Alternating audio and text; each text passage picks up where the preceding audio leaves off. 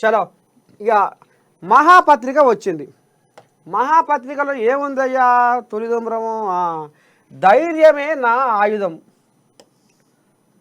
ఓడినా ముందుకెళ్ళి చరిత్ర తిరగరాశాం, ఆహా మనం నిలబడ్డాం, టీడీపీని కూడా నిలబెట్టాం, జయకేతనం సభలో పవన్ కళ్యాణ్ గర్జన.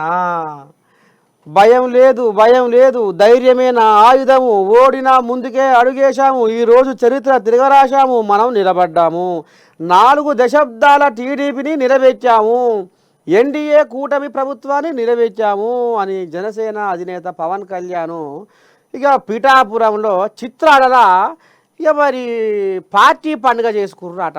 ఏది ఇప్పుడు జనసేన పెట్టి 12 ఏళ్ళు అవుతుంది కాబట్టి ఇక ఈ 12 ఏళ్ళ పండుగ వీళ్ళు మంచిగా రామసక్కదనంగా చేసుకున్నారు.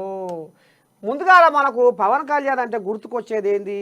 ఇక ఈ మధ్యకాలంలో నీ దండం పెడితే ఏది ఓనిస్తలేడు. కాశ్మీర్ నుంచి కన్యాకుమారి, కన్యాకుమారి నుంచి కాశ్మీర్ దాకా ఎక్కడ ఏ తీర్థయాత్రలైనా ఏ దేవుడైనా దర్శనం చేసుకుంటుండు, పబ్బది పడుతుండు, హిందూ ధర్మాన్ని కాపాడుతున్నా అంటుండు, సనాతన ధర్మ పరిరక్షకుడిగా నాకు పేరు వస్తుంది అని మాత్రము గొప్పలు చెప్పుకుంటుండు. ఇక మరి పవన్ కళ్యాణ్ కథ ఏంది? మధ్యకాలంలో ఏం జరుగుతుంది, ఏంది ఏం కథ, ఎట్టటి సంగతి అంటే ఒక్కసారి హిందూ ధర్మాన్ని నేను కాపాడుతున్నా అని లెంకలు కొడుతుండు.